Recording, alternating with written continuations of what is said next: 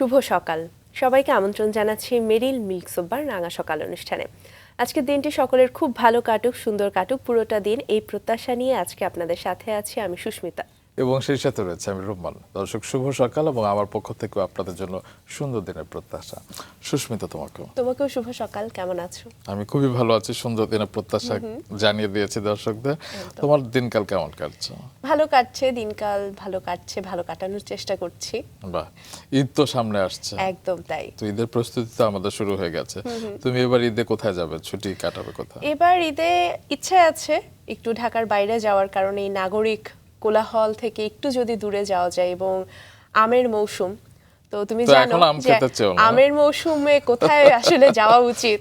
আচ্ছা, তোমার মনে যে এত উদ্দেশ্য ছিল সেটা তো যাই না, কারণ আজকের যিনি অতিথি তিনি রাজশাহী থেকে এসেছে। তার মানে তুমি এই কথার মাধ্যমে তাকে একটা ইঙ্গিত দিলে যে তুমি রাজশাহী যেতে চাও, তাই না?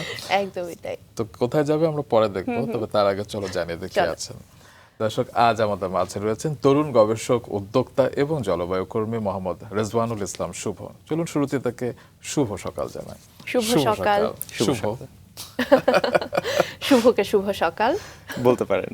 আমি এই বিষয়ে বলি যে আমি সকাল, বিকজ আমি শুভ। বাহ, আচ্ছা, চমৎকার। অনেকের নাম সকালও হয় আর কি। আপনার কোনো ভাই বোন? না, আমার বড় আপু রয়েছেন। আচ্ছা, আচ্ছা, তার আমরা নাম দুই ভাই বোন। সকাল না তো? না, তার নাম সকাল। যাই হোক, রাজশাহী যেতে চাইছে কিন্তু সুস্মিতা। অবশ্যই আপনাদের জন্য দাওয়াত থাকলো। এখন কি আম? এখন আম পাবেন না, এখন হয়তো সাতক্ষীরার আম পেতে পারেন, তবে রাজশাহীর আম পেতে একটু দেরি হবে, কারণ ভালো জিনিস আচ্ছা। একটু দেরিতে পাওয়া যায়। একদম একদম একদম। তো আজকে আপনার সাথে পুরো ঘন্টা জুড়ে আমরা কথা বলবো। আপনি খুবই তরুণ একজন মানুষ, কিন্তু এই তরুণ বয়সে এত কিছু করে ফেলেছেন, আমরা সবকিছু জেনে ফেলেছি। আজকে আপনার কাছ থেকে সেই গল্পগুলো শুনবো। তবে অনুষ্ঠানের রীতি অনুযায়ী কি শুনবো এখন সুস্মিতা? ছোটবেলার গল্প শুনবো। রাইট। ছোটবেলা দিয়ে শুরু করতে চাই। আমরা জেনেছি যে ঢাকায় জন্ম, কিন্তু তারপরে আসলে সময়গুলো রাজশাহীতে কেটেছে কিভাবে, কেন, কেমন ছিল? আচ্ছা, ঢাকায় জন্ম, কারণ আমার বাবা ছিলেন আর্মিতে। তো আচ্ছা। আর্মিতে থাকার দরুন সেই সময় সাভার ক্যান্টনমেন্টে আমাদের থাকা ছিল, এবং সেখানেই আমার জন্ম হয়। কিন্তু যেহেতু আমার বেড়ে ওঠা রাজশাহীতে এবং হচ্ছে আমার রুটস হচ্ছে রাজশাহীতে, so after 1 or 2 years I went back to Rajshahi. এবং সেখানে যাওয়ার পর মানে সেখানেই আর কি রাজশাহীর আলো বাতাসে বেড়ে ওঠা বলতে পারেন। আমের শহর, সিল্কের শহর, and the city of education as well. Okay, খুব সুন্দর একটা সিটি। মানে রাজশাহী গেলে মন ভালো হয়ে যাবে, এত পরিষ্কার পরিচ্ছন্ন, এবং স্পেশালি রাজশাহীর রাস্তাগুলো খুব দৃষ্টিনন্দন আর কি। একদম তাই। এবং রাজশাহী ইউনিভার্সিটি, সেখানে আর কি গিয়ে মনটা কেন যেন ভালো হয়ে যায়, স্পেশালি দ্য প্যারিস রোড। একদম একদম। একদম। তো রাজশাহী গল্প আরো শুনবো। রাজশাহীতে এই আম ছাড়া হ্যাঁ আপনি কি খেতে ভালোবাসেন, মানে লোকাল ফুড? লোকাল ফুড মানে সেরকম ভাবে কোনো প্রিফারেন্স নাই। যেটা রাজশাহী আমাকে অফার করবে আমি সেটাতেই খুশি, কারণ ব্যাপারটা হচ্ছে এরকম যে যখনই আমার মন খারাপ থাকে বা I need a refreshment of some kind, I just roam around of my city, and সেটাতেই আমার মন ভালো হয়ে যায়। এবং বলতে পারেন যে রাজশাহীর যেই খাবারগুলো রয়েছে, স্পেশালি গরুর কালাভুনা রয়েছে বা ভাজা মাংস রয়েছে, অ্যাপার্ট ফ্রম দ্যাট অনেক স্ট্রিট ফুড আছে। সেই স্ট্রিট ফুডগুলো আমরা মাঝে মধ্যে অনেক এক্সপ্লোর করি বন্ধুরা মিলে। তো সব মিলিয়ে বলতে পারেন ইটস 100 কমপ্লিকেশন অ্যান্ড তো রাজশাহী থেকে ঢাকায় এসেছেন আজকে, তো ঢাকায় এলে কেমন লাগে, যে ট্রাফিক জ্যাম এন্ড এভরিথিং? ঢাকায় আসলে সর্বপ্রথম যেটা মনে হয় সেটা হচ্ছে বাতাসটা কেন জানি একটু ভারী মনে হচ্ছে। এবং মানে রাজশাহী থেকে বের হলে আমি এই জিনিসটা খুব রিয়ালাইজ করি, খুবই ফিল করি যে আমি যে রাজশাহীতে রয়েছি, হাউ লাকি আই অ্যাম, যে রাজশাহীর বাতাসটা কতখানি পিওর।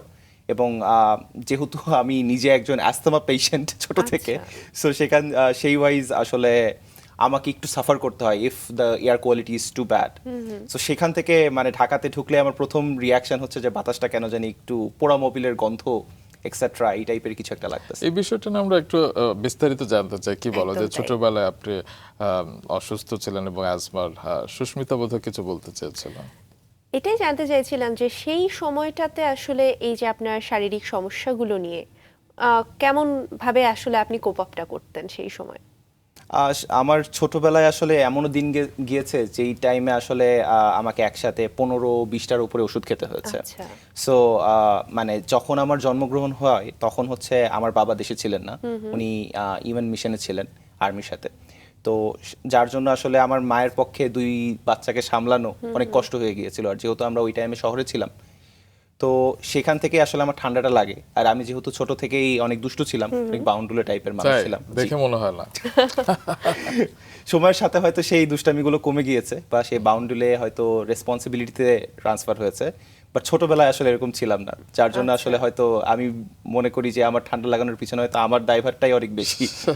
তো সেখান থেকেই আসলে আমার এই সমস্যাটা শুরু হয় এবং মানে আস্তে আস্তে জিনিসটার সাথে আসলে কোপ আপ হয়ে যায়, কারণ মানে যখন আমি বুঝতে পেরেছি যে আমার আসলে এই প্রবলেমটা একদমই যাবে না, তখন I made peace with it, যে না আমাকে এটার সাথে থাকতে হবে and I have to tolerate it, যে আমার অল্প কিছু হলেই যে আমি কমপ্লেইন করব এবং বা এই জায়গায় যে আসলে আমি ভেঙে পড়বো, এরকম আসলে হওয়া যাবে না। বাহ, চমৎকার। আচ্ছা। তো সেদিনে সেই দুষ্টু ছেলেটি পরবর্তীতে অনেক কাজ করে ফেলেছে। সুস্মিতা অনেক তথ্য জানে, তাই না? একদম তাই, জানাবে? দর্শকদেরও জানিয়ে ফেলতে চাই। আমাদের আজকের অতিথি মোহাম্মদ রেজওয়ানুল ইসলাম শুভ খুলনা বিশ্ববিদ্যালয়ের পরিবেশ বিজ্ঞান বিভাগের শিক্ষার্থী হিসেবে যাত্রা শুরু করলেও অল্প সময়ের মধ্যেই তিনি নিজেকে একজন সফল গবেষক, উদ্যোক্তা ও জলবায়ু সহনশীলতা কর্মী হিসেবে প্রতিষ্ঠিত করেছেন। তার কাজের মূল লক্ষ্য হল জলবায়ু পরিবর্তনের প্রভাব মোকাবিলা, টেকসই কৃষি ব্যবস্থা গড়ে তোলা এবং প্রান্তিক জনগোষ্ঠীর জীবনমান উন্নয়ন। 2022 সালে তিনি প্রতিষ্ঠা করেন ইকো সেন্টিনেলস বাংলাদেশ, যেখানে প্রতিষ্ঠাতা ও প্রধান নির্বাহী কর্মকর্তা হিসেবে তিনি কৌশলগত পরিকল্পনা, গবেষণা ও প্রকল্প বাস্তবায়নে নেতৃত্ব দিচ্ছেন। তার নেতৃত্বে প্রজেক্ট হারভেস্টিং রেজিলেন্স ভাসমান কৃষি মডেলের মাধ্যমে উপকূলীয় অঞ্চলে লবণাক্ততা ও জলাবদ্ধতার মধ্যেও ফসল উৎপাদনের নতুন সম্ভাবনা তৈরি করেছে। রিসাইকেলড প্লাস্টিকের প্ল্যাটফর্মে হাইড্রোপনিক্স এবং অ্যাকোয়াপনিক্স প্রযুক্তির প্রয়োগ স্থানীয় কৃষকদের অংশগ্রহণ উল্লেখযোগ্যভাবে বৃদ্ধি করেছে। বর্তমানে তিনি ইক্যাডে ইউথ ফেলো হিসেবে জলবায়ু পরিবর্তন বিষয়ক গবেষণা ও নীতি নির্ধারণে গুরুত্বপূর্ণ অবদান রাখছেন। পাশাপাশি বিভিন্ন সংগঠনে নেতৃত্বদান, পরিবেশ সচেতনতা কার্যক্রম এবং বাংলাদেশ বেতারে রেডিও জকি হিসেবে কাজের মাধ্যমে তিনি জনসচেতনতা বৃদ্ধিতে সক্রিয় ভূমিকা রাখছেন। তার এই অবদানের স্বীকৃতি স্বরূপ কুইন এলিজাবেথ II কমনওয়েলথ ট্রাস্টের QECT 100 ইয়ং লিডার্স অ্যাওয়ার্ড 2026 সহ বিভিন্ন জাতীয় আন্তর্জাতিক পুরস্কার অর্জন করে তিনি বিশ্বমঞ্চে বাংলাদেশের প্রতিনিধিত্ব করে চলেছেন। দর্শক, আবারও ফিরছি তার কাছে। ইতিমধ্যে অনেক কাজ করে ফেলেছেন, আগামীতে আরো অনেক কাজ যেন করতে পারেন সেই শুভকামনা থাকছে। তবে সেই বলছিলেন অনেক দুষ্টু ছিলেন, কিন্তু দুষ্টুমির পাশাপাশি পড়াশোনাতে কতটা মনোযোগী ছিলেন? ছোটবেলা থেকে আসলে আমার পড়ালেখা খুব একটা আমি এনজয় করি নাই। আচ্ছা। সেটা আমার ব্যক্তিগত কারণেই। ব্যক্তিগত কারণ বলতে আসলে আমি সবসময় চাইতাম যে নেচারটাকে এনজয় করতে বা আরেকটু এক্সপ্লোর করে আসি কোনো একটা জায়গা, বা আমার নতুন জায়গায় ঘুরতে অনেক ভালো লাগতো, যার জন্য আসলে পড়ার টেবিলে মন বসাতে আমার অনেক কষ্ট হতো। এবং ছোটবেলা থেকে আসলে আমার পেশেন্স অনেক কম ছিল বলতে পারেন, যার জন্য আচ্ছা। আসলে আমি একটা বইয়ের 4টা পৃষ্ঠার মধ্যে আসলে নিজেকে আবদ্ধ রাখতে পারিনি কখনোই। যার জন্য আমার বইয়ের বাইরের যে লার্নিং, মানুষের থেকে যে শেখা বা অন্যান্য প্রকৃতির কাছ থেকে যে শেখার যে ব্যাপারটা, সেই জিনিসটা আমার কাছে অনেক বেশি ছিল। এবং আপনি খেলনা নাকি খুলে দেখতেন এবং এলেই সেটা কিভাবে কলকবজা নাড়াচাড়া করতেন? বলতে পারেন মানে আমার কাছে আসলে মানে ভালো একটা কোনো কিছু দিলেও আমি আসলে যেটা করতাম সেটা হচ্ছে সেই খেলনা খুলে সেটা চুম্বুকটা বের করে সেটার মোটর দিয়ে একটা ফ্যান ট্যান বানিয়ে নিজেকে মনে করতাম আরে আমি তো অনেক বড় সায়েন্টিস্ট হয়ে গেছি। সায়েন্টিস্ট বা পাইলট হবার ইচ্ছা ছিল? না, সায়েন্টিস্ট হওয়ার ইচ্ছা কখনোই ছিল না। সায়েন্টিস্ট হওয়ার ইচ্ছা আসলে আমার কখনোই ছিল না। কি স্বপ্ন দেখতেন? আমার স্বপ্নের আসলে কোনো বলতে পারেন নির্দিষ্ট কোনো প্যারামিটার বা সীমারেখা নাই। কখনো মনে হতো যে আর্মিতে যোগদান করব, কখনো মনে হতো না যে না পাইলট হব, কখনো মনে হতো যে আমি হয়তো রাঁধুনি হব। মানে আসলে যখন আমার যেই জিনিসটার প্রতি আসলে টান অনুভব হয়েছে বা যখন মনে হচ্ছে যে না আমি হয়তো এই জিনিসটা ভালো করতে পারি, আমি সেই জিনিসটা তখন মনে হচ্ছে না বড় হয়ে হয়তো এটাই হব। এবং সঙ্গীত শিল্পী এবং বিতার্কিকও হতে চেয়েছিলেন? হতে চেয়েছিলাম, কিন্তু সেটা অবশেষে মনে হয়েছে যে না আমি হয়তো সেখানে অত ভালোও করব না, সুতরাং I need to search for something else. আচ্ছা, ছেলেরা তো সাধারণত খুব একটা রাঁধুনি হতে চায় না আর কি, মানে রান্নার প্রতি আপনার নেক ছিল ছোটবেলা থেকে? বলতে পারেন এটার পিছনে একটা মজার গল্প রয়েছে। সেটা হচ্ছে ছোটবেলায় আমি যখন মানে পড়ালেখা ফাঁকি দেওয়ার চেষ্টা করতাম, আমি আসলে খুঁজে বেড়ানোর চেষ্টা করতাম যে হোয়াটস দ্য বেস্ট ওয়ে। তো আমি চিন্তা করে দেখলাম যে আমি যদি রান্নাঘরে গিয়ে সবার জন্য চা বানাই, শুরুটা এখান থেকে, সবার জন্য যদি চা বানাই, বাহ। আমার পড়ালেখা ফাঁকি দেওয়াও হয়ে যাচ্ছে, আমি ঘন্টাখানিকের মতো রিল্যাক্সও করতে পারতেছি এবং সবাই চাও খেতে পারতেছে, কেউ আমাকে কিছু বলবেও না, কারণ সবার জন্য আমি একটা চা বানিয়েছি। স্বাভাবিক। সো এখান থেকে শুরু, এবং তারপর থেকে বলতে পারেন পড়া ফাঁকি দেওয়ার একটা মুখ্য উপায় হয়ে যায় আমার রান্নাঘরে ভ্রমণ। এবং রান্নাঘরের ভ্রমণ থেকে আসলে দেখে দেখে শেখার যে ব্যাপারটা বা হাতে হাতে কাজ করার যে ব্যাপারটা, সেখান থেকেই আসলে আমার রাঁধুনি হওয়ার কিছুটা ইচ্ছা ছিল। এখন মনে হয়েছে যে না, রান্না বান্না আসলে অনেক কঠিন একটা কাজ এবং এখান থেকে আসলে একটু দূরে থাকাই ভালো। ওকে। আচ্ছা, তো বলছিলেন যে অনেক রকম স্বপ্ন দেখেছেন, তো বাবা মাও তো অনেক রকম স্বপ্ন দেখতো ছেলেকে নিয়ে, তাদের কি প্রত্যাশা ছিল? তাদের প্রত্যাশা এতটুকুই ছিল যে ছেলে যেন ভালো মানুষ হয় এবং ছেলে যেন নিজেকে সাপোর্ট করতে পারে। তারা কখনোই আসলে আমার উপরে এই বার্ডেনটা চাপিয়ে দেয়নি যে আমার তাদেরকে দেখতে হবে বা আমাকে একটা সার্টেন প্যারামিটারে সাকসেসফুল হতে হবে।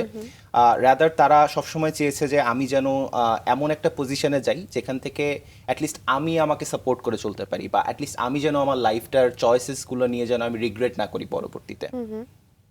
সেখানে বলতে পারেন যে আমার বাবা মা আমাকে যথেষ্ট পরিমাণে সাপোর্ট দিয়েছে এবং সেই জায়গায় তাদের গাইডেন্সগুলো অনেক ভ্যালুয়েবল ছিল। And as parents of course we make mistakes, but it's not about the mistakes that we should জাজ দেম অন। সো ওই জায়গায় আমার মনে হয় যে I weed give them 11 out of 10। বাহ, ওকে, গ্রেট। তো স্কুলে আপনি বলছিলেন যে পড়াশোনায় অত মনোযোগী ছিলেন না, পাঠ্যপুস্তকের বাইরে অন্যান্য বইয়ের প্রতি মন ছিল? হ্যাঁ, বলতে পারেন। কারণ আমি যখন হচ্ছে ইন্টারমিডিয়েট পর্যন্ত আমার ধৈর্য শক্তি কিছুটা ভালো ছিল। সেই সময় আসলে পড়া ফাঁকি দেওয়ার জন্য আমি অনেক গল্পের বইয়ে ডুব দিতাম। আহ, যেমন? যেমন যেগুলো কিশোর উপন্যাস বা যেগুলো যেমন ফেলুদা, কাকাবাবু, এই টাইপের যে বইগুলো ছিল, এই জনরার বই যেগুলো ছিল, সেগুলো আমার পড়তে খুবই ভালো তিন লাগতো গোয়েন্দা, মাসুদ রানা পড়া হতো অনেক। এবং এই বইগুলো মানে কেনার পিছনে একটা মজার গল্প রয়েছে। সেটা হচ্ছে যে এই বইগুলো কিনতে আমাকে 1 মাস অপেক্ষা করতে হতো, কারণ আমি আমার স্কুল থেকে যদি 1-2 কিলোমিটার একটু হেঁটে আসতাম তাহলে আমার 5 থেকে 10 টাকা মতো বেঁচে যেত প্রতিদিনের। তো সেটা করে করে আমার মাসের শেষে একটা বই কেনার মতো টাকা হয়ে যেত। সো আমার এরকমও টাইম গিয়েছে যে আসলে ওই বইগুলো আমি পরীক্ষার মধ্যে পড়ে শেষ করেছি এবং সেটা কেউ জানেও না যে আমি সেটা পড়ছি। পরের দিন সকালে আমার পরীক্ষা, বাট আমি রাতে ওই সিরিজটা শেষ না করে আসলে আমার ঘুম আসতেছে না। বাহ, আচ্ছা। চমৎকার। তো এর পাশাপাশি আপনি বলছিলেন যে বিতর্কের প্রতিও একসময় আগ্রহ ছিল, তো স্কুলে ডিবেট করা হতো? জি, আমি হাই স্কুলে ওঠার পর থেকে আসলে বিতর্কটা চর্চাটা শুরু করেছিলাম। এবং এই বিতর্ক চর্চা আসলে আমার থিঙ্কিংটা বা আমার হচ্ছে যে রেসপন্স টাইমটা, সেই জায়গায় আসলে আমাকে অনেকভাবে হেল্প করেছে। কারণ বিতর্ক হচ্ছে এমন একটা স্পোর্টস বা এমন একটা আর্ট ফর্ম যে জায়গায় আসলে কুইক থিঙ্কিং বা কুইক রেসপন্সটা অনেক ইম্পর্ট্যান্ট এবং সেটা in a very logical manner. একদম। সো ওই জায়গা থেকেই আসলে সেটাকে আমি পরবর্তীতে ইউনিভার্সিটিতেও কিছুদিন কন্টিনিউ করেছিলাম। কন্টিনিউ করার এক পর্যায়ে আমার কাছে মনে হয়েছে যে না, বিতর্ক জগতে আসলে আমার যা যা অর্জন করার ইচ্ছা ছিল সেগুলো আবার অর্জন করা শেষ। এবার একটু নতুন ট্র্যাকে গিয়ে দেখি আসলে নতুন চ্যালেঞ্জেস কি রয়েছে। সেই ট্র্যাকটা কি? সেই ট্র্যাকটা ছিল এন্টারপ্রেনিউরশিপ। ওকে। আচ্ছা, আচ্ছা, তো তো সেই SS গল্প শুনবো, কিন্তু তার আগে একটু আমরা বিশ্ববিদ্যালয়ের গল্পটাও শুনতে না, চাই। একটু রেজাল্টটা জেনে নেই। এসএসসি এইচএসসি একদম। রেজাল্ট কেমন ছিল? এক সেন্টেন্সে যদি বলি, I am GPA 5। Oh great. বাহ, মানে পরীক্ষার চমৎকার। আগের দিন পরেই আপনি একদম ছক্কা পিটিয়েছেন। বলতে পারেন। কারণ আমি আসলে অনেক ফাঁকিবাজ একটা স্টুডেন্ট ছিলাম, সুতরাং সেখান থেকে আসলে আমাকে জাস্ট প্যাটার্নটা বুঝতে হয়েছে যে একটা বোর্ড পরীক্ষার প্যাটার্নটা আসলে দেখতে কেমন হয়। এসএসসি এইচএসসির একটা মজার বিষয় হচ্ছে যে এদের কোশ্চেন প্যাটার্ন, আর যেহেতু আমি রাজশাহী বোর্ড থেকে ছিলাম, আমার এরকম কোনো দুশ্চিন্তা বা ভয় ছিল না যে আমাকে কুমিল্লা বোর্ড বা সিলেট বোর্ডের মতো মানে পৃথিবীর সবচেয়ে কঠিনতম প্রশ্নে আমাকে পরীক্ষা দিতে হবে। সেই জায়গায় আসলে আমাকে জাস্ট প্যাটার্নটা আইডেন্টিফাই করতে হয়েছে এবং প্যাটার্নটা আইডেন্টিফাই করে আসলে আমি যেটা করার চেষ্টা করেছি যে আমি সেই প্যাটার্নে যতগুলো কোয়েশ্চেন আসা সম্ভব সেই কোয়েশ্চেনগুলোকে আমি প্রেডিক্ট করেছি, সেই কোয়েশ্চেনগুলোর উপরে কাজ করে গড় জিপিএ 5 আলহামদুলিল্লাহ। বাহ বাহ। বাহ। তারপরে আপনি কলেজ পাশ করবার পরে যখন ভার্সিটিতে গেলেন, কখনো ইচ্ছা হয়নি যে আপনি ঢাকায় চলে আসবেন? ভার্সিটিতে যাওয়ার ক্ষেত্রে আমার কাছে যেটা মনে হয়েছে যে আমার বাসা থেকে যত দূরে যাওয়া সম্ভব ছিল আমি সেখানে গিয়েছি এবং মানে আমার এটার পিছনে একটা মজার লজিক্যাল রিজনিং ছিল এই যে আমি যদি আমার ব্যাচেলর লাইফে আমি যদি দুনিয়াটা না দেখতে পারি যে how the world functions, how cruel it is, আমি আসলে নিজেকে ওইভাবে সাপোর্ট করতে পারবো না বা আমি অ্যাজ অ্যান ইন্ডিভিজুয়াল কখনো গ্রোই করতে পারবো না। Okay. বিকজ আমি যদি হুট করে এই ক্রুয়েল ওয়ার্ল্ডের মধ্যে মানে ফিট ইন করার চেষ্টা করি, the world won't let me. তো সেই জায়গা থেকে আসলে আমি যেই চ্যালেঞ্জেসগুলো আমরা ফেস করেছি, মাঝে কোভিড ছিল, তার সাথে হচ্ছে একটা নতুন এনভায়রনমেন্ট, আমি পুরাটাই একা, যে জায়গায় আসলে লাইফের একটা বড় টাইম আমি আমার ফ্যামিলির সাথে ছিলাম, সেটা সবাই থাকে। তো সেখান থেকে আসলে all of a sudden I have to manage everything. So সেই চ্যালেঞ্জেসগুলো নিয়ে আসলে আমার কাছে মনে হয়েছে ইয়েস ইটস ওয়ার্থ ইট। বাহ, Okay. বিষয়টা সম্পর্কে যদি জানতে চাই যে এই বিষয়টাকে কি নিজের ইচ্ছাই বেছে নেওয়া? পরিবেশ বিজ্ঞান। পরিবেশ বিজ্ঞান এই জিনিসটা আসলে নিজের ইচ্ছায় বেছে নেওয়ার বা বলতে পারেন it was written in destiny. আচ্ছা, okay. It was in my priority list, but এটা কখনো আমার নাম্বার ওয়ান প্রায়োরিটিতে ছিল না।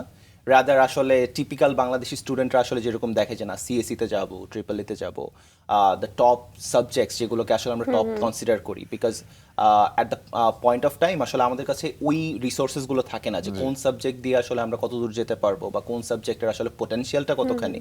সো ওই জায়গা থেকে আমার কাছে মনে হয়েছে যে আই এম লাকি যে I got admitted into environmental science of Khulna University, because Khulna University is one of the pioneer in environmental science, because that was the first ever in Bangladesh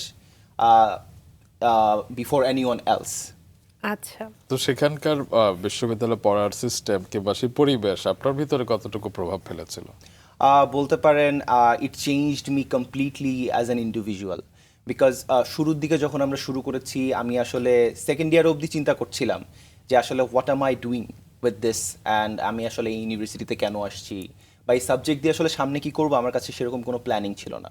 because শুরুর দিকে আসলে যেটা হয় যে ওইখানে গিয়ে নিজের লাইফের সাথে প্লাস একাডেমিক সব কিছু কোপ আপ করতে একটু সময় লাগে। তো সেই স্বাভাবিক সময়টা যখন আমার লেগেছে সেকেন্ড ইয়ারের লাস্টে অথবা থার্ড ইয়ারের একদম ফার্স্টের দিকে, আই অ্যাকচুয়ালি আন্ডারস্টুড যে আসলে আমি এনভায়রনমেন্টাল সায়েন্স দিয়ে আসলে আমার লাইফটাকে কত দূর আমি আগায় নিয়ে যেতে পারবো, এবং এই সাবজেক্টে পড়ার যে স্কোপটা সেই স্কোপটা আসলে কতটা ব্রড, এবং এখান থেকে আসলে আমি যদি কোনো কিছু করতে চাই in terms of research, in terms of anything, the amount of support that I have and the amount of opportunities and the amount of exposure and the platform that I have, এটা অন্য যে কোনো 8-10টা সাবজেক্টের থেকে আমার বেশি। তো সেখান থেকে আসলে আমার প্ল্যানিংটা শুরু, যে আসলে আমি আমার লাইফটাকে কিভাবে ন্যাভিগেট করতে চাই, বা সেখান থেকে আসলে মানে আমি আমার সামনের লাইফটা আসলে এই সাবজেক্টে থাকবো নাকি আমি সুইচ করব, সেই ডিসিশনসগুলো নেওয়া শুরু। বাহ, সেই ডিসিশনসগুলো যখন নিতে শুরু করলেন তারই কি একটি প্রক্রিয়ার অংশ যে এন্টারপ্রেনারশিপে যাবেন, এটা ভাবাটা অ্যাক্সিডেন্টাল আচ্ছা। আই উড সে, কারণ আমাদের মানে টোটালি কনসেপ্টটা ডেভেলপ হতে প্রায় 3 থেকে 4 বছর সময় লেগেছে। এবং শুরুর দিকে যখন আমরা শুরু করেছিলাম তখন আমাদের কাছে না কোনো রিসোর্সেস ছিল, না কোনো ফ্যাসিলিটিস ছিল, কিছুই ছিল না, জাস্ট একটা আইডিয়া। এবং সেই আইডিয়াটাও বর্তমানে যেই জায়গায় আসলে আমরা কাজ করতেছি খুবই সুপার ফোকাসড, খুবই ক্লিয়ার যে আমরা আসলে কি করতে চাই, তখন আসলে সেরকমও ছিল না। কি ছিল একদম স্ক্র্যাচ থেকে শুনি? একদম স্ক্র্যাচ থেকে যদি আমরা বলি তাহলে আসলে আমরা ওই টাইমে আমাদের কোর্স ওয়ার্কে একটা টপিক পড়ছিলাম, সেটা হচ্ছে social forestry. Social forestry is a thing যেই জায়গায় আসলে আপনি মার্জিনালাইজড কমিউনিটিদেরকে একটা ফরেস্টের দায়িত্ব দিবেন, তারা হচ্ছে সেই ফরেস্টটাকে নার্চার করবে, এবং সেখান থেকে যেই আউটপুটসগুলো আসবে সেটা ফ্রুট হইতে পারে, টিম্বার হইতে পারে, এনিথিং, সেগুলো তারা হচ্ছে মার্কেটে সেল করে তারা হচ্ছে এম্পাওয়ার্ড ফিল করবে, বা হচ্ছে তারা তাদের লিভলিহুডটা চালাবে। সো ওই পার্টিকুলার জায়গা থেকে আসলে আমাদের কাছে মনে হলো যে সোশ্যাল ফরেস্ট্রিটাকে আরও কীভাবে ডাইভার্স করা যায় for the coastal people specifically, কারণ বাংলাদেশে যেই 2টা সোশ্যাল ফরেস্ট্রি হয়েছে পমরা বেতাগির ওই সাইডে, সো ওই জায়গাগুলো যতটা সফল হয়েছে কারণ ওই জায়গাগুলো হচ্ছে পাহাড়ি এরিয়া, বাট কোস্টাল এরিয়াতে আসলে সোশ্যাল ফরেস্ট্রিটাকে কীভাবে অ্যাডাপ্ট করানো যায় সেখান থেকে আসলে শুরু হয়েছিল। এবং সবচেয়ে মজার বিষয় হচ্ছে যে আমি কখনো বা আমার যে টিম তারা কখনো এই জিনিসটা চিন্তা করেনি যে এই জিনিসটাকে আসলে আমাদের এন্টারপ্রেনিয়র লেভেলে নিয়ে যেতে হবে। It was for the sake of a competition, যে আমরা একটা জিনিস চিন্তা করতে শুরু করেছিলাম। অ্যান্ড অ্যাজ আমাদের ব্যাকগ্রাউন্ড ছিল এনভায়রনমেন্টাল সায়েন্স, সো আমরা এই রিলেটেড যে টার্মিনোলজিগুলো রয়েছে বা এই রিলেটেড যেই অ্যাডভান্স রিসার্চ যেগুলো রয়েছে সেগুলো আমাদের কাছে অ্যাক্সেস করাটা একটু ইজি ছিল, কারণ বাইরের যে কেউ এসে আমাদের টার্মিনোলজি বা আমাদের কোন দিকে যেতে হবে এই জিনিসটা বুঝতে তার যে সময়টা লাগবে সেই সময়টা আমাদের কম লেগেছে। So what started as an competition level of idea became a full-time job for me after 4.5 years. আচ্ছা, সেই যে একটি আইডিয়া ছোট্ট করে ডেভেলপ করতে শুরু করলো, তারপরে আজকের জায়গায় আসা পর্যন্ত কতটা স্ট্রাগল বা কি কি ফেস করতে হয়েছে বিস্তারিত জানতে চাই। জার্নিটা অবশ্যই স্মুথ ছিল না, কারণ আমাদের শুরুর জার্নির দিকে আসলে সবচেয়ে বড় যে সমস্যাটা হয় যে আমাদের বাংলাদেশের যেই স্টার্ট আপ ইকোসিস্টেমটা রয়েছে সেই জায়গায় আসলে ফান্ডিংটা একটা বড় ইস্যু। পলিসিগত দিক থেকে একটা সমস্যা রয়ে গিয়েছে কিছুটা, এবং ফান্ডিং এর একটা বড় ইস্যু থাকে, কারণ আমি আমার আইডিয়াটা টেস্ট করতে গেলেও সেখানে ফাইনান্সিয়াল অনেক কিছু ইনভলভ থাকে।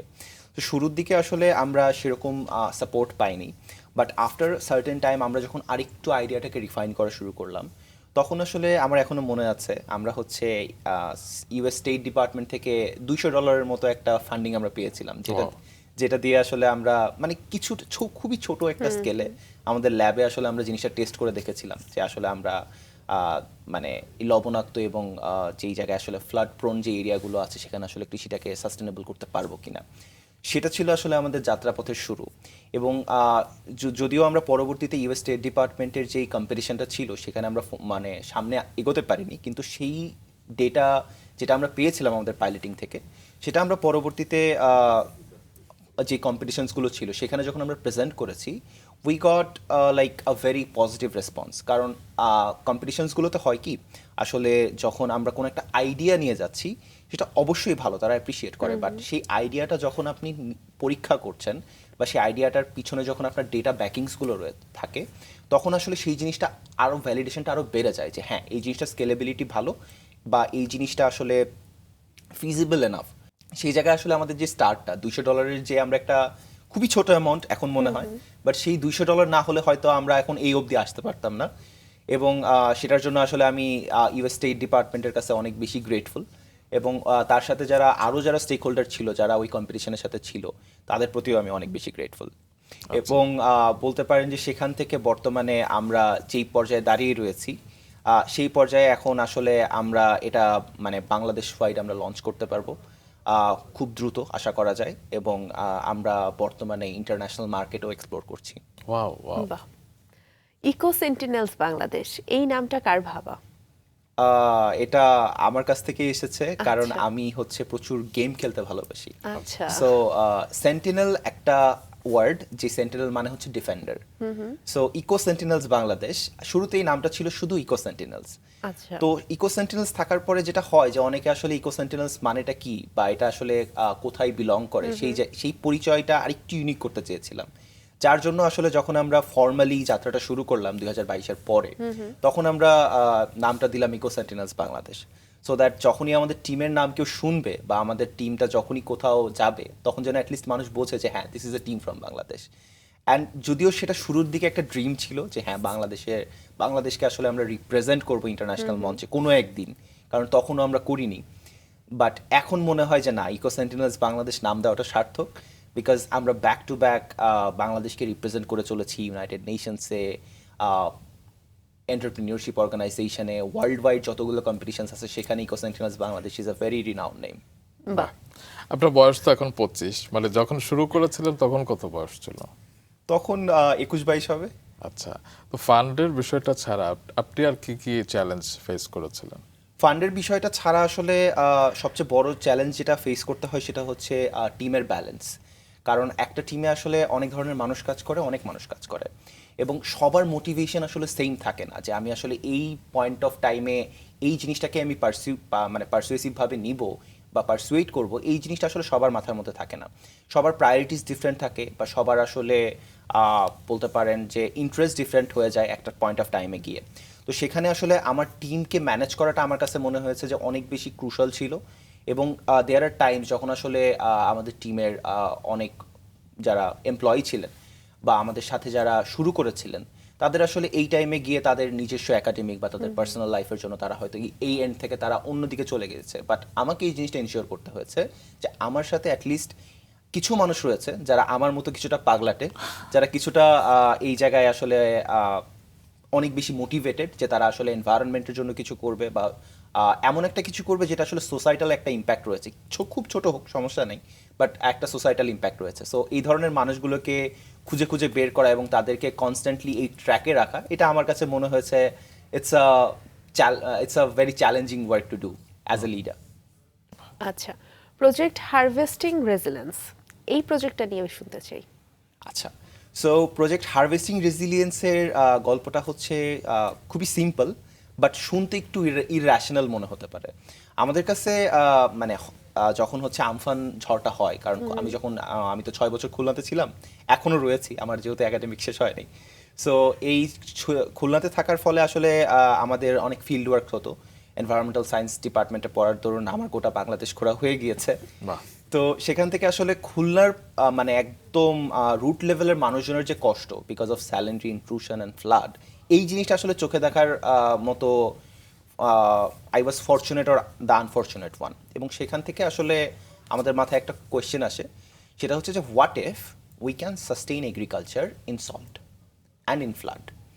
দেন আমরা যেই কাজটা করা শুরু করলাম সেটা হচ্ছে আমরা R&D করা শুরু করলাম শুরুতে, যে পৃথিবীর অন্য কোনো জায়গায় আসলে এই ধরনের চ্যালেঞ্জিং এনভায়রনমেন্টে এগ্রিকালচারকে সাস্টেইন করার মতো কোনো ইনিশিয়েটিভ বা কোনো কিছু নেওয়া হয়েছে কিনা। আফটার R&D আমরা হচ্ছে আরও কিছু রিসার্চ আর্টিকেলসের গো থ্রু করলাম খুব ভালোভাবে, এবং সেখান থেকে আসলে আমরা যে জিনিসটা পেলাম সেটা হচ্ছে যে আসলে তেমন কোনো ইনিশিয়েটিভ গোটা ওয়ার্ল্ড ওয়াইড এভাবে নেওয়া হয়নি। তবে হ্যাঁ, আমাদের হচ্ছে যে ফ্লোটিং এগ্রিকালচার, মানে harvesting resilience is all about floating agriculture, এবং ফ্লোটিং এগ্রিকালচার আসলে বাংলাদেশে খুবই ইন্ডিজেনাস একটা প্র্যাকটিস। আপনি যদি গোপালগঞ্জ, ঝালকাঠি, সাতক্ষীরা ওই জায়গাগুলোর দিকে যান, তাহলে ওই লোকাল ভাষায় সেগুলোকে ধাপ বা পায়রা বলে। আচ্ছা। সো যে জায়গায় আসলে ওনারা হচ্ছে সবজি বা হচ্ছে সিডলিংসগুলো তারা হাইয়েস্ট প্রডিউস করতে পারে। সো সেখান থেকে আসলে আমাদের কাছে মনে হলো যে এই জিনিসটাকে আসলে আমরা কিভাবে মডিফাই করতে পারি, এই জিনিসটাকে আমরা আরো কিভাবে বেটার করতে পারি। একটা ইন্ডিজিনাস প্র্যাকটিস অলরেডি রয়েছে, সেই জিনিসটাকে আমরা আরো কিভাবে এমন জায়গায় নিয়ে যেতে পারি যে জায়গায় আসলে একটা কৃষক জাস্ট তার চারা বিক্রি করে বা জাস্ট সবজি বিক্রি করে তার কিন্তু সংসার চলবে না কারেন্ট ইকোনমিতে। এবং যখন একটা বড় ন্যাচারাল ডিজাস্টার হয়, তারপরে কিন্তু তার সবচেয়ে বড় যেই প্রবলেম যেটা আসে সেটা হচ্ছে তার ফাইন্যান্সিয়াল রিসোর্সেসের যে শর্টকামিং সেটা। তো সেটার জন্য আমাদের কাছে মনে হলো যে তাহলে আসলে হাই ভ্যালু ক্রপস সেগুলো আসলে ফ্লোটিং এগ্রিকালচারে করা সম্ভব কিনা। এবং সেখান থেকেই আসলে আমাদের এই ভাবনাটা শুরু, এবং সেখান থেকেই আসলে আমরা এই আইডিয়াটা টেস্ট করা শুরু করলাম। এবং মজার বিষয় হচ্ছে আমাদের কম্পিটিশনসের যেই উইনিংস প্রাইজগুলো ছিল, দো এটার কোনো আমাদের মানে বাউন্ডিংস ছিল না যে এই টাকাটা আমাদেরকে প্রজেক্টে লাগাতে হবে আর সামথিং। সো সেখান থেকে আসলে আমরা মানে যে কাজটা করেছি সেটা হচ্ছে যে আমরা এখান থেকে আমাদের ওই পাইলটিংগুলো কন্টিনিউ করেছি। প্রাইস মানে কত ছিল? প্রাইজ মানি আমরা শুরু করেছিলাম 30,000 টাকা থেকে। আচ্ছা। এখন বলতে পারেন যে আমরা মোটামুটি একটা ভালো জায়গায় রয়েছি। বাহ। তো যেটা বলছিলেন যে ভাসমান কৃষি মডেল যেটা আপনারা বাস্তবায়ন করেছিলেন, সেখানকার স্থানীয় মানুষদের প্রতিক্রিয়া কি ছিল? প্রথমত স্থানীয় মানুষদের প্রতিক্রিয়া হচ্ছে যে সেখানে আসলে তারা বর্ষাকাল ছাড়া তারা আসলে ফসল চাষ করতে পারে না, কারণ বর্ষাকালেই একমাত্র সময় যেই টাইমে আসলে লবণাক্ততাটা কম থাকে, কারণ রেইনফল হয়। এবং তাদের কথা ছিল যে আপনি যদি আমাকে এই ধরনের একটা মডেলও দেন, যেটা হচ্ছে অন্তত আমি বছরে 2টা ফসল করে খেতে পারবো, তাও আমি আপনার এই মডেলটা আমি নিব। আর আমরা তো সেখানে বলছি আপনি ইয়ার অ্যারাউন্ড, মানে all time of the year আপনি হচ্ছে সেই জায়গায় ফসল করতে পারবেন। তো সেই জায়গায় তারা মানে অনেক বেশি অপটিমিস্টিক ছিল। এবং আমরা যেই মানুষজনের সাথে কথা বলেছি, যত কৃষকের সাথে কথা বলেছি, তার মধ্যে 85% আমাদের সাথে অনবোর্ড করার জন্য তখন রেডি ছিল। বাহ, বাহ। চমৎকার। আরো দুটো বিষয় আমি টার্মটা শুনলাম, হাইড্রোপনিক্স এবং অ্যাকোয়াপনিক্স, এরকম কিছু একটা। তো এগুলো বাস্তবায়ন করতে গিয়ে আসলে কি কি ফেস করেছেন? আচ্ছা, আমাদের যখন আমরা এই কাজগুলো শুরু করেছি তখন আসলে আমাদের যারা অনারেবল প্রফেসর যারা ছিলেন, ফ্যাকাল্টিজ যারা ছিলেন, তাদের কাছ থেকে আমরা খুব ভালো ভালো গাইডেন্স পেয়েছি। এটা আসলে মানে আমি তাদেরকে আসলে অনেক বেশি ধন্যবাদ জানাতে চাই, কৃতজ্ঞতা প্রকাশ করতে চাই যে আমরা আসলে যখনই তাদেরকে অ্যাক্সেস করতে চেয়েছি, আমরা তাদের কাছে যখনই যে বলেছি যে স্যার আসলে আমাদের মনে হচ্ছে যে এই জিনিসটা হয়তো এরকম একটু চেঞ্জেস আনতে হতে পারে।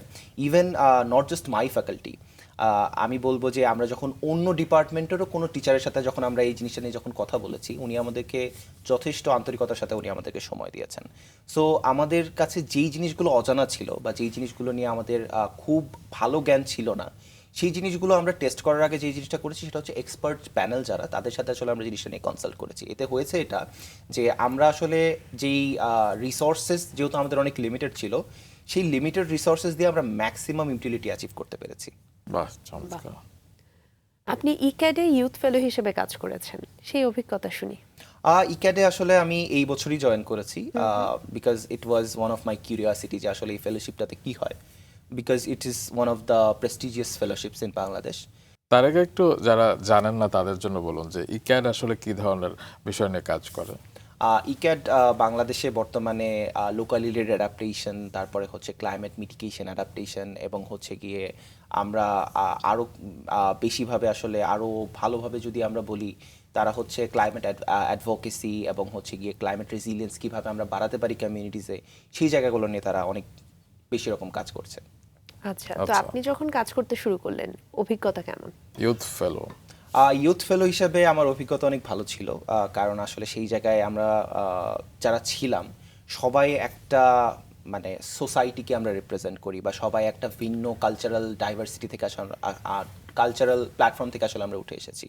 তো সেখান থেকে আসলে যখন এত মানুষ যখন এক জায়গায় আসে, তখন ওই কালচারাল ডাইভার্সিটির যে প্ল্যাটফর্ম, সেই জিনিসটা আমি বড় এনজয় করেছি। এবং সেখানকার প্রত্যেকটা মানুষের স্টোরি আসলে আসলে বলবো যে অনেক চমকপ্রদ। এবং যেই স্টোরিগুলো আসলে আমি সেখানে পেয়েছি, যে কেউ আসলে অ্যাডভোকেসি করতে করতে তার 8 বছর 10 বছর পার হয়ে গিয়েছে, এবং সে অনেক ছোটবেলা থেকে অ্যাডভোকেসি করে, এবং তার বাসা হচ্ছে একদম কোস্টাল এরিয়ায়। সো প্রতি বছর তাদের জায়গা জমি বিলীন হয়ে যাচ্ছে বন্যার কারণে।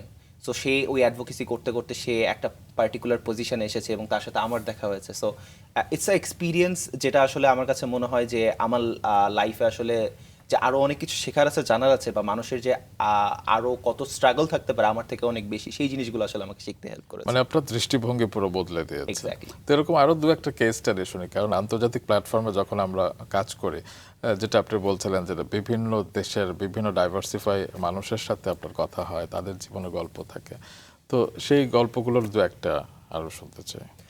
রিসেন্টলি আমরা যখন ইউনাইটেড নেশনস এসক্যাপে ছিলাম, জেনারেশন হোপ গোলসে আমি বাংলাদেশকে রিপ্রেজেন্ট করছিলাম। বাহ। তো সেইখানে আসলে ভানুয়াতুর একটা টিম ছিল। সো ভানুয়াতু এমন একটা দেশ যারা আসলে মানে খুবই ভালনারেবল একটা অবস্থায় আছে, এবং সি ওয়াটার লেভেল রাইজের জন্য তাদের দেশটা আস্তে আস্তে ডুবে যাচ্ছে।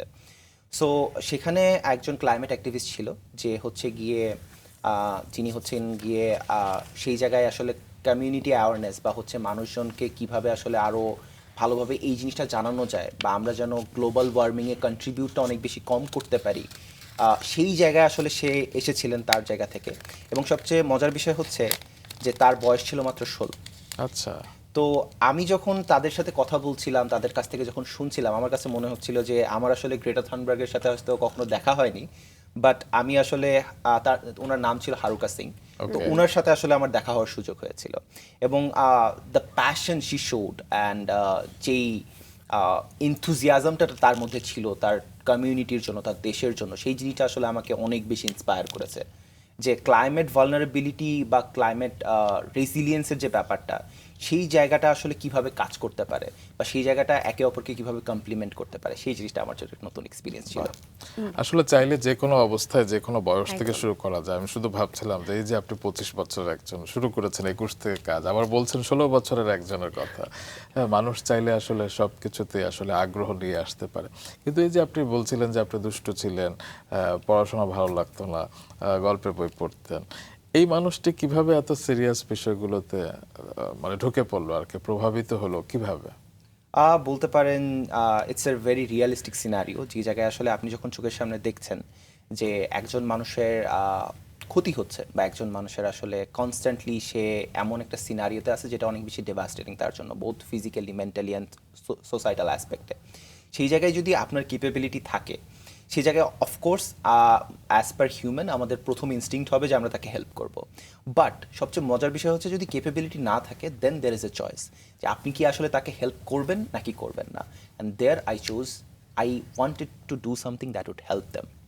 দারুণ দারুণ, বাহ। চমৎকার। এছাড়া তো আরো অনেক প্রকল্পের সঙ্গে আপনি কাজ করেছেন, আরো অনেকগুলো বিষয় নিয়ে আপনি রিসার্চ করছেন। তো এই যে উদ্যোক্তা এবং একই সঙ্গে গবেষণা, পুরো বিষয়টাকে কিভাবে ব্যালেন্স করেন? ব্যালেন্স করার জন্য আসলে আমি বলবো যে আমার সাথে যারা কাজ করেন, আমার যারা কালিগ, যারা কোওয়ার্কার, তারা আসলে এই জায়গায় আমাকে খুব চমৎকারভাবে সাপোর্ট দিয়েছে। কারণ আমাদের মানে প্রত্যেকের রোল আসলে অনেক বেশি ডিফাইন্ড, যে আমরা কে কোন জায়গায় কিভাবে লিড করব, কে কোন জায়গায় কোন রোলটা প্লে করব, সেই জিনিসটা অনেক বেশি ডিফাইন্ড। এবং এই জিনিসটা ডিফাইন জন্যই আসলে আমাদের এই কাজ করাটা অনেক বেশি ইজি হয়ে গেছে। কারণ আমরা সবাই জানি যে আমরা আসলে একা সব কাজ আসলে লিড করে শেষ করতে পারবো না। So we have to compliment each other. এবং এই জায়গাটাতে আসলে আমি বলবো যে ক্রিকেটের যে পার্টনারশিপের যে ব্যাপারটা, আমাদের এই পার্টনারশিপটা খুব চমৎকার হয়েছে। আমি যাদেরকে আসলে আমার কাজের সময় পেয়েছি, আমার রিসার্চের টাইমে যারা পেয়েছি, আমার থিসিসমেট যারা ছিলেন, এখনও যারা আছেন, এবং আমার যারা কলিগ কোওয়ার্কার যারা আছেন, যারা আমার ফ্রেন্ডস ফ্যামিলিজ যারা আছেন তারা আমাকে খুব চমৎকারভাবে সাপোর্ট করেছেন। So whenever I felt যে না আই এম নট এনাফ বা আমাকে হয়তো এই প্রেশার আমি হ্যান্ডেল করতে পারতেছি না, they were the ones to support me and came in front of me and say to me যে না you are enough and you are doing well, just carry on grinding. অনেক অনেক কাজ এবং সেই কাজগুলোর জন্য ঝুলিতে অনেক পদক, অনেক সম্মাননাও যুক্ত হয়েছে। তার মধ্যে একটির কথা আমি জানাচ্ছিলাম, কুইন এলিজাবেথ অ্যাওয়ার্ড, শুনতে চাই। Queen Elizabeth the second Commonwealth trust 100 young leaders award, যেটা এই বছর বাংলাদেশ থেকে 4 জন পেয়েছেন, তাদের মধ্যে আমি একজন। Wow. বাহ। এবং আমার সাথে বাকিরা যারা পেয়েছেন তারা তাদের সেক্টরে 10-15 বছর ধরে কাজ করছেন। বলতে পারেন I am the youngest one, আচ্ছা। যে আসলে গত 4-5 বছর ধরে কাজ করছি একটা সেক্টরে, এবং সেই জায়গায় আসলে চেষ্টা করেছি নিজের জায়গা থেকে কতখানি ইম্প্যাক্ট রাখা যায়, কতখানি মানুষের কাছে পৌঁছানো যায়, এবং কত মানুষকে আসলে আমরা কোয়ালিটির দিক থেকে আসলে এঙ্গেজ করতে পারি। তো সেখান থেকে I was one of the luckiest one, যে আসলে আমার কাজের স্বীকৃতিস্বরূপ এত বড় প্রেস্টিজিয়াস একটা অ্যাওয়ার্ড আমি পেয়েছি। কারণ আই বিলিভ যে এর ওপরে আসলে কোনো মানে এত বড় প্ল্যাটফর্ম হয় না, কারণ রানী এলিজাবেথ দি সেকেন্ড হার ম্যাজেস্টিজ শততম তার জন্মবার্ষিকীতে আসলে যে অ্যাওয়ার্ডটা আমাদেরকে দেওয়া হয়েছে, ইট ফিলস কোয়াইট আনরিয়েল। এই অ্যাওয়ার্ডটা মূলত কাদের দেওয়া হয়? এই মানে পরিবেশ অ্যাওয়ার্ডটা নিয়ে যারা কাজ করে?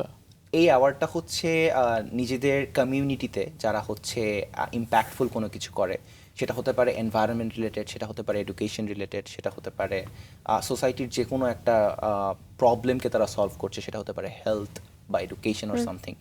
সেই জায়গাগুলোতে যারা হচ্ছে খুবই রিমার্কেবল কোনো কিছু করার চেষ্টা করে, সেই জায়গায় তাদেরকে ইন্সপায়ার করার জন্য এই অ্যাওয়ার্ডটা দেওয়া হয়। বাহ, এই 25 বছরের মধ্যেই কত আন্তর্জাতিক একটি পুরস্কার একদমই পেয়ে তাই। গেল। এছাড়াও তো আরো অনেক সম্মাননা পেয়েছেন। জি, আমরা রিসেন্টলি হচ্ছে ইউনাইটেড নেশনসে বাংলাদেশকে রিপ্রেজেন্ট করে জেনারেশন হোপ গোলসে 49টা দেশের মধ্যে আমরা কম্পিট করে প্রায় 1400 অ্যাপ্লিকেশন ছিল, সেখানে Bangladesh was the champion. Wow. এবং সেখানে his excellency the ambassador to Bangladesh to Thailand, তিনিও সেখানে উপস্থিত ছিলেন। ওয়াও। সো সেটা আসলে আমার জন্য অনেক প্রাউড একটা মোমেন্ট ছিল। অ্যান্ড আমার কাছে যেটা মনে হয় যে আমার জার্নিটা একটা কার্ভের মতো, যে কার্ভটা আসলে খুব দ্রুত স্কাই রকেট করেনি, আস্তে আস্তে আসলে যেই টাইমে আমি যেটার ওয়ার্থি ছিলাম, আমি সেই টাইমে সেটাই পেয়েছি বলে আমার কাছে মনে হয়েছে। এবং আমার মানে ক্যাপাবিলিটিসের বাইরে আমি আসলে কখনো কোনো কিছু পাইনি, এবং আমার ক্যাপাবিলিটিসটাকে এই জন্য আমি সবসময় চেষ্টা করি যে কতখানি এগিয়ে রাখা যায় বা কতখানি এই জিনিসটাকে আপগ্রেড করা যায়। এবং যখন আসলে এই জেনারেশন হোপ গোলসটা আসলে আমার জন্য অনেক বেশি পার্সোনাল ছিল, অনেক বেশি ইমোশনাল জায়গা ছিল, কারণ আমি 2025-এও জেনারেশন হোপ গোলসের ফাইনালিস্ট ছিলাম। আচ্ছা। সো সেই টাইমে বাংলাদেশ থেকে 2টি টিম ছিল এবং বাংলাদেশই চ্যাম্পিয়ন হয়েছিল, but unfortunately I was not the one. So সেই টাইমে তখনও আসলে আমার অনেক শেখার বাকি ছিল। সেই টাইমে আসলে আমার এত বড় একটা ইন্টারন্যাশনাল প্ল্যাটফর্মে গিয়ে এত মানুষকে ফেস করা বা এত হাই স্টেকস সিনারিওটা কিভাবে আসলে হ্যান্ডেল করতে হবে, সেই জিনিসগুলোতে আসলে আমার কাছে মনে হয় যে আমার তখনও ল্যাকিংস ছিল। সো তারপরে আমি যখন সেখান থেকে ফিরে আসি, সেই টোটাল 1 বছরটা আসলে আমার মানে টোটাল ন্যাশনাল যেই ইকোসিস্টেমটা রয়েছে আমাদের এন্টারপ্রেনিয়রশিপে, সেই জায়গায় আসলে আমি সময় দিয়েছি, এবং সেখান থেকে যে লার্নিংসগুলো আমার ছিল আমি বিলিভ করি সেটাই আসলে আমাকে 2026-এর ফাইনালে নিয়ে যেতে আবারও হেল্প করেছে। এবং 2026-এর এই এডিশনটা অনেক বেশি কম্পিটিটিভ ছিল কনসিডার টু 2025, কারণ 2025-এ 350+ মতো অ্যাপ্লিকেশন ছিল, এবার 1400+। ওয়াও। সো সেখান থেকে আই বিলিভ যে আলহামদুলিল্লাহ সেই জায়গায় আসলে আমরা মানে চ্যাম্পিয়ন হয়ে আসতে পেরেছি। এবং যখন আমাদের নামটা অ্যানাউন্স করা হয়েছিল এবং যখন পতাকা নিয়ে সামনে দাঁড়িয়েছিলাম, ইট ওয়াজ আ ফিলিং যেটা আসলে আমি ভাষায় প্রকাশ করতে পারবো না। আমার মনে হয় বলতে গিয়ে আপনারও এখন গুজবাম্প হচ্ছে, এবং সেটা শুধু আপনার জন্য গর্বের বিষয় না, যে বাংলাদেশের জন্য অনেক গর্বের বিষয় যে এতগুলো দেশের মধ্য থেকে আপনারা স্বর্ণপদক জিতে নিয়ে এসেছেন। তবে এই বিষয়গুলো খুব একটা প্রচার হয় না, কিংবা আমরা যে এখন আপনার কাছ থেকে শুনতে পারলাম আর কি।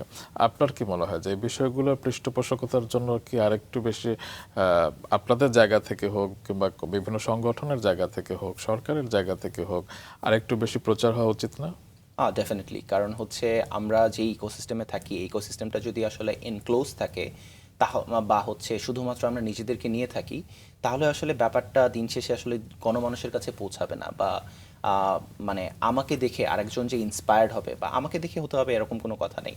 আর 10টা মানুষকে দেখে যে ইন্সপায়ার্ড হওয়ার যে ব্যাপারটা, কারণ আমার থেকে অনেক ভালো ভালো কাজ মানুষ এই সোসাইটিতে করছে। তো তাদেরকে যদি আমরা লাইমলাইটে না নিয়ে আসি, দ্য রিয়েল সুপার হিরোজ, যাদেরকে যারা আসলে এই এক্সপোজারটা বা এই লাইমলাইটে ডিজার্ভ করে, যাদেরকে আসলে দেখে ইন্সপায়ার হওয়ার মতো, তাদেরকে যদি আসলে আমরা প্রত্যেকটা নীতি নির্ধারণ জায়গা থেকে যদি আসলে আমরা তাদেরকে পুশ না করি বা সামনে না নিয়ে যাই, আমার মনে হয় যে এই জিনিসটা আসলে কিছু মানুষের মধ্যে থেকে যাবে এবং তখন এই ইন্টেলেকচুয়ালিটির যে জায়গাটা সেটা আসলে সবার কাছে পৌঁছাবে না, এবং এর ফলে যে ইম্প্যাক্ট যেটা আসলে ক্রিয়েট করার কথা ছিল সেই ইম্প্যাক্টটা আসলে আমার মনে হয় সেভাবে হবে না।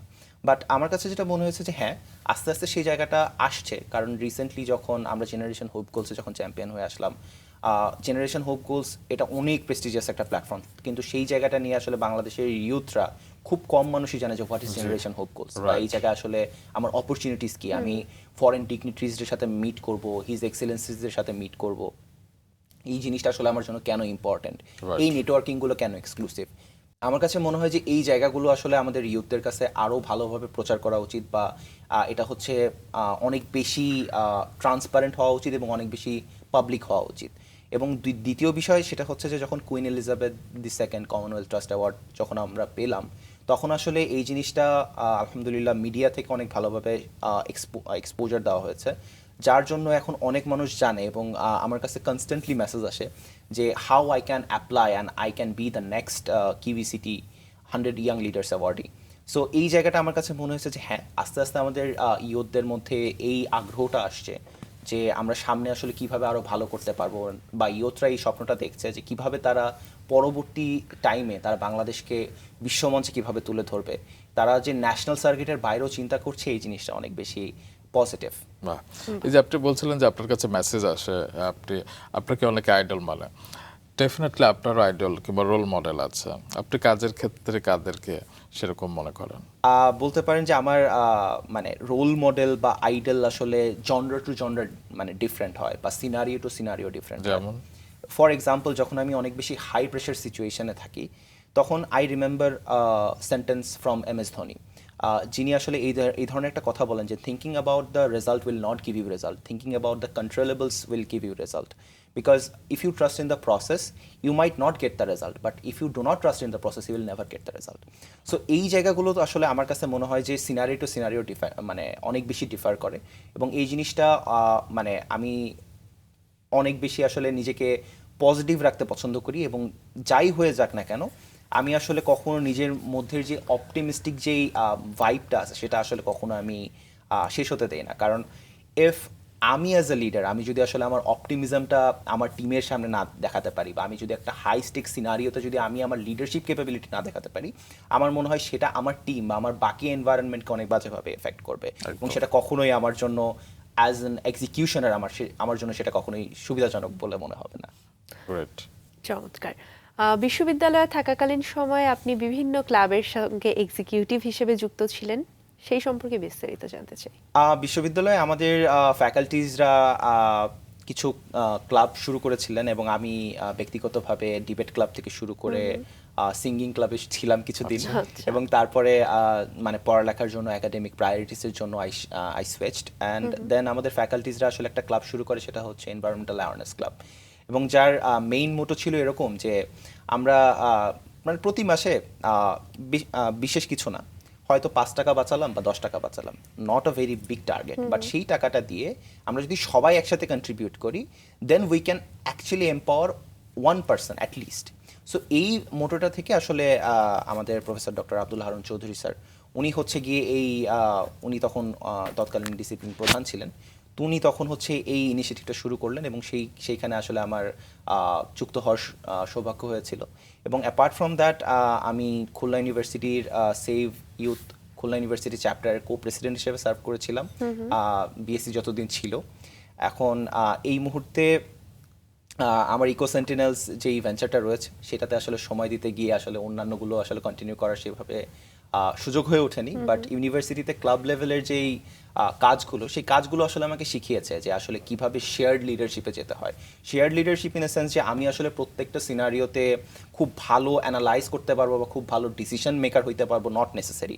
এবং সেই জায়গায় আমার থেকে যদি ভালো কেউ থাকে, তাকে কিভাবে স্পেসটা দিতে হয় বা তাকে কিভাবে, সে আমার থেকে ছোট হতে পারে, তাতে আমার কোনো সমস্যা নেই, বাট তাকে কিভাবে নিয়ে এসে তাকে সেই স্পেসটা দিয়ে বোঝাতে হয়, yes you are actually the decision maker here and I am the learner. এই জিনিসটা আসলে আমাকে শিখতে অনেক হেল্প করেছে। বাহ, এই যে ইউনিভার্সিটি লেভেলে বিভিন্ন ক্লাব, অনেকে মনে করেন যে পড়াশোনার পাশাপাশি এগুলোর দরকার নেই বা সময় নষ্ট হবে, কিন্তু আপনি কি মনে করেন যে আপনার এখনকার যে অবস্থান তার পেছনে এই ক্লাবের ভূমিকা কতটুকু? ডেফিনেটলি আমি বলবো যে ক্লাবের ভূমিকা ইনর্মাস। কেন? কারণ হচ্ছে যে আপনি যখন কোনো একটা জায়গায় যাবেন, কোনো একটা জায়গায় যখন সময় দিবেন, নট নেসেসারি সেখান থেকে আপনাকে খুব বড় লেভেলের আউটপুট আনতে হবে, সেরকম কিছু না, but it's a very good thing to have a very long portfolio. এবং ইন আ সেন্স যে আপনার আসলে ওয়ার্ক ডাইভার্সিটিটা যত বেশি থাকবে, আপনার যদি লার্নিং ক্যাপাবিলিটি থাকে, তাহলে আপনি অনেক বেশি শিখতে পারবেন। এবং আপনি যত বেশি শিখবেন, আপনি যেই মোমেন্টে আসলে মনে করবেন যে না আমি আসলে সব জানি, সব আমিই বুঝি, সেই মোমেন্টে আসলে আপনি কখনো অ্যাজ অ্যান ইন্ডিভিজুয়াল গ্রো করতে পারবেন না। সো সেখান থেকে আমার কাছে মনে হয় যে যারা মনে করে যে না ইউনিভার্সিটির ক্লাবে গেলে আসলে আমার আসলে সময় নষ্ট হবে বা আমার সিজি হ্যাম্পার হবে, ব্যাপারটা এরকম না কখনোই। রাদার আই উড সে যে আপনি পড়ালেখার পাশাপাশি যদি কোনো জায়গায় ইনভলভ থাকতে পারেন, দ্যাট উড বি বেস্ট। এবং এই জিনিসটা আপনি খুব বাজেভাবে রিয়েলাইজ করবেন যখন আপনি সিভি লিখতে বসবেন তখন, বিকজ আপনার মানে অ্যাপার্ট ফ্রম ইউর একাডেমিক্স আপনার কাছে আসলে কিছুই থাকবে না। কারণ 4 বছর একটা স্টুডেন্ট আসলে যখন বিএসসি শেষ করে, সে যদি শুধুমাত্র একাডেমিক্সে থাকে, তাহলে 4 বছর শেষে না তার কোনো রিসার্চ আর্টিকেল থাকে, না তার কোনো অন্যান্য এক্সপিরিয়েন্স থাকে। সো এই জায়গায় আমরা ওয়ার্ক এক্সপিরিয়েন্স হিসেবে মানে ক্লাবটাকে অনেক কর্পোরেটে বা অন্যান্য অনেক জায়গায়, ইভেন অনেক ইন্টারন্যাশনাল অপরচুনিটিসগুলোতে এই জিনিসগুলো অনেক বেশি এমফেসিস দেওয়া হয়। সো আই উইড সে যে কারো যদি হচ্ছে মানে নিজের লাইফটাকে প্ল্যানিং করার ইচ্ছা থাকে, গ্রো করার ইচ্ছা থাকে, তাহলে of course go for the clubs. এবং এমন না যে আপনাকে প্রত্যেকটা ক্লাবে থাকতে হবে, আপনি একটা দুইটা ক্লাবে থাকেন বাট ভালোভাবে থাকেন, so that you actually work and get something impactful. বাহ। চমৎকার। গানের কথা বলছিলেন, আজকে কি একটা গান শুনতে পারে? আই ডোন্ট থিঙ্ক যে আমার গলা খুব এখন ভালো একটা না, অবস্থায় তারপরে রয়েছে। যা গাইবেন সেটাই আমাদের জন্য, আমরা তো বিচারক না। বিচারক না, বাট আমি আসলে অনেক বেশি স্যাড গান গাই, যদিও আমার লাইফটা খুব একটা স্যাড না। ওকে, নো তারপরেও। প্রবলেম। স্যাড গানের ভেতরে একটা অন্যরকম ব্যাপার আছে। যখন নিঝুম রাতে সব কিছু চুপ, নিষ্প্রাণ নগরীতে ঝিঝির ঘুম, আমি চাঁদের আলো হয়ে তোমার কালো ঘরে জেগে রই সারা নিশি, এতটা ভালোবাসি, এতটা ভালোবাসি। গানের মাধ্যমে যথার্থ মানুষটির কাছে বার্তা পৌঁছে যাবে আশা করছি। এবং আমরা একজন জলবায়ু কর্মীর কাছ থেকে গান শুনলাম, এটার থেকে বড় কিছু আর একদম হতে তাই। পারে না। এবারে একটু আবার কাজের প্রসঙ্গে ফিরতে চাই। ইকো সেন্টিনেলস বাংলাদেশ, এটা নিয়ে ভবিষ্যতে কি পরিকল্পনা আছে এবং কি স্বপ্ন দেখেন, কোথায় পৌঁছাতে চান? ইকো সেন্টিনেলস বাংলাদেশ নিয়ে আসলে আমাদের স্বপ্ন অনেক বড়, এবং আমরা অলরেডি ইন্টারন্যাশনাল মার্কেটটাকে এক্সপ্লোর করা শুরু করেছি, ইন্টারন্যাশনাল কোলাবোরেশন আমাদের কথাবার্তা চলছে। তো সেই জায়গা থেকে আসলে apart from our academics and our family life, সেখান থেকে আসলে আমাদের কাছে যেটা মনে হয় যে if we stay connected enough, in the next 5 years আমরা মনে করি যে will be one of the leading climate innovators of Bangladesh. এটা একটা। 2 নাম্বার হচ্ছে যে আমরা অলরেডি বাংলাদেশকে খুব বড় বড় কিছু প্ল্যাটফর্মে আসলে রিপ্রেজেন্ট করেছি। So we believe it's time to continue that as well. এবং আমাদের কাছে মনে হয় যে ওই ফ্ল্যাগটা আসলে উঁচু করে রাখার যে ব্যাপারটা বা এই ফ্ল্যাগটাকে রিপ্রেজেন্ট করার যে ব্যাপারটা, সেটার নেশার থেকে বড় নেশার কিছু নাই। এবং আমাদের কাছে এটাই এখন সবচেয়ে বড় প্রায়োরিটি যে বাংলাদেশকে যে কোনো জায়গায় আমাদের এই ইনোভেশন দিয়ে বা আমাদের ইয়ুথরাও যে অনেক কিছু করছে, আমাদের ইয়ুথরা যে অনেক ইম্প্যাক্টফুল কিছু করছে, সেইটার একটা উদাহরণ হিসাবে আমরা নিজেদেরকে তুলে ধরতে চাই। তো এই ইউথরা যদি আপনার মতো তরুণ উদ্যোক্তা হতে চায় আর কি, তাদের উদ্দেশ্যে আপনি কি পরামর্শ দেবেন? মানে জায়গাটা আসলে কতটুকু ভালনারেবল কিনা কিংবা সম্ভাবনা আছে কিনা? ওকে, আমি বলবো ইউথদেরকে যে জায়গাটা অনেক বেশি চ্যালেঞ্জিং আবার ইজি যদি হচ্ছে আপনার কাছে রাইট গাইডেন্স এবং রাইট প্ল্যানিং থাকে।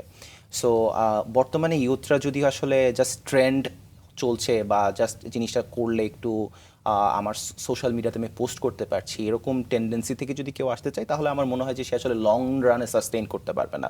সেই ক্ষেত্রে আসলে সে খুবই কমন যে আইডিয়াগুলো মানে সেই আইডিয়াগুলোর মধ্যে সীমাবদ্ধ থাকবে। রাদার আই উড সাজেস্ট যে কারো যদি আসলে প্যাশন থাকে বা সে যদি আসলে এই চ্যালেঞ্জেসগুলোকে নেওয়ার মতো মানে তার মধ্যে এরকম মোটিভেশন থাকে যে আচ্ছা দেখি না কি হয়, I might fail no worries but দেখতে সমস্যা কি, সেরকম জায়গা থেকে যদি কেউ আসতে চায় আমার মনে হয় এই ধরনের মানুষগুলোর মধ্যে থিঙ্কিং আউটসাইড অফ দ্য বক্সের যে জায়গাটা সেই জায়গাটা অনেক বেশি থাকে। এবং আপনি যখনই ইনোভেশনের কথা বলেন বা আপনি যখনই আসলে ক্লাইমেট সেক্টরটাকে অনেক বেশি অ্যাফোর্ডেবল বা রুট লেভেল মানুষগুলোকে নিয়ে যখন কাজ শুরু করার চেষ্টা করেন আমার মনে হয় যে outside of the box think করাটা অনেক বেশি ইম্পর্ট্যান্ট।